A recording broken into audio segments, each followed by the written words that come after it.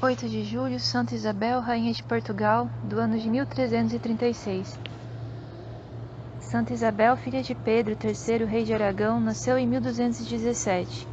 Menina de tenra idade, fornecia indícios indubitáveis de futura santidade, tanto pela grande caridade e compaixão que tinha aos pobres, como pelo amor com que se dedicava a orações e práticas de piedade. A igreja era seu lugar predileto, onde passava horas rezando. Com 8 anos recitava o divino ofício diariamente, costume que conservou durante toda a vida. Menina ainda, jejuava todos os sábados e nas vigílias das festas marianas. Todo o exterior, o modo de falar e agir, interpretava-lhe nitidamente o grande amor à pureza de coração. Dotada de inteligência invulgar, era pela sua virtude por todos estimada e venerada. Na idade de 11 anos, foi dada em matrimônio a Diniz, rei de Portugal. Conservando as práticas de piedade, procurou Isabel santificar-se em seu novo estado. Em 3 épocas durante o ano observava um jejum cada vez de 40 dias, alimentando-se quase exclusivamente de pão e água. Em tudo havia método, tanto na oração como nos trabalhos, nunca alguém a encontrava ociosa, mas sempre ocupada em coisa útil. Assídua na recepção dos santos sacramentos, para ele se preparava com muito cuidado. As pessoas que lhe aconselhavam maior moderação nos trabalhos, orações e penitências. Isabel respondia: poderá haver maior utilidade e necessidade da oração que na idade em que os perigos e as paixões se apresentam mais fortes? Especial atenção dedicava aos pobres e aos doentes. Isabel costumava dizer: outro motivo Deus não teve de colocar-me sobre o trono, senão de proporcionar-me os meios de socorrer os necessitados. Dia não passava sem que a Santa Rainha fizesse obras de caridade, ora em socorrer os pobres, ora em visitar os doentes. Deus recompensou essa dedicação com o dom de milagres. Uma pobre mulher, cujo corpo estava coberto de úlceras, recuperou a saúde com um abraço que Isabel lhe deu.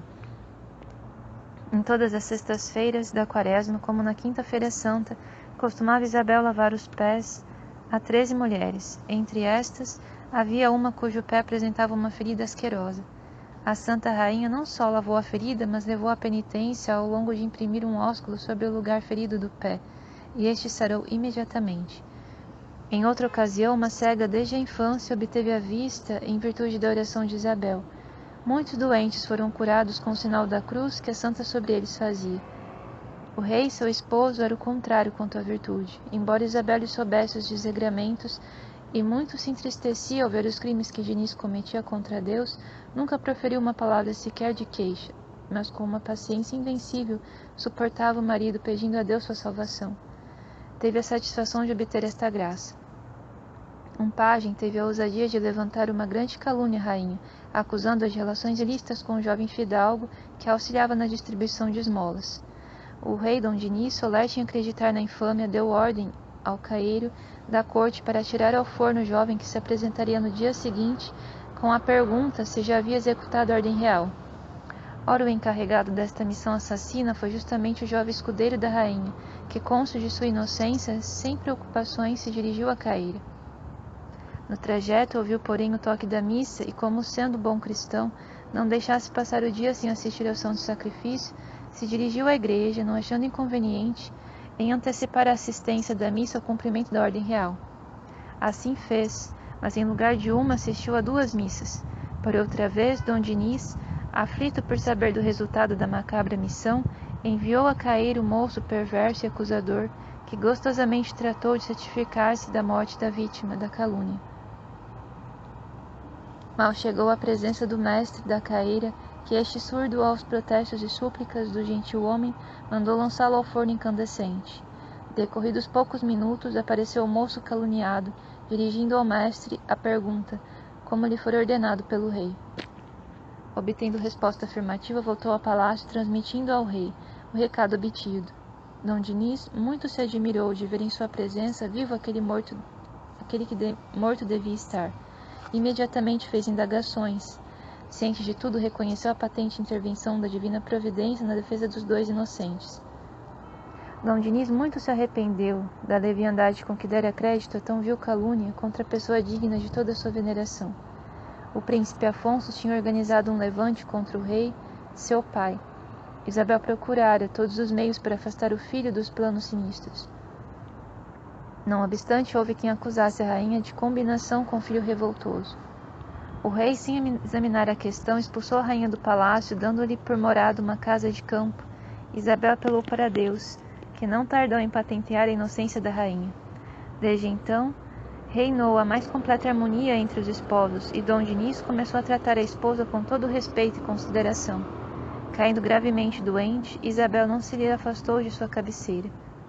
Não só lhe foi a enfermeira mais dedicada, mas preparou-o com todo cuidado e amor para a recepção dos últimos sacramentos. Dom Dinis morreu cristamente. Isabel, por seu turno, pediu admissão no convento das religiosas de Santa Clara, em Coimbra, de que era fundadora. As religiosas, porém, fizeram-lhe ver que sua presença no mundo seria muito mais útil do que no convento. Isabel habitou então uma casa nas proximidades do convento e começou uma vida só de Deus, a serviço dos pobres e doentes. 2 peregrinações fez a Compostela, na Espanha, a primeira logo depois da morte do marido e a segunda por ocasião de um jubileu.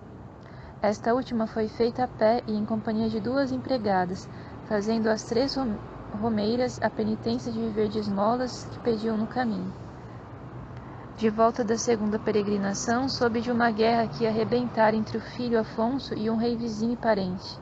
Isabel, que de Deus tinha recebido o dom de reconciliar ânimos exaltados e desfazer inimizades, pôs-se entre os 2 litigantes e levou-os a fazerem as pazes.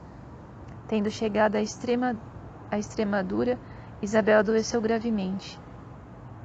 Pressentiu a morte, para ela se preparou com todo fervor, vestida de Clarissa, recebeu de joelhos o santo viático. Próxima à morte, deu conselhos aos filhos de conservar a paz e proceder sempre cristamente.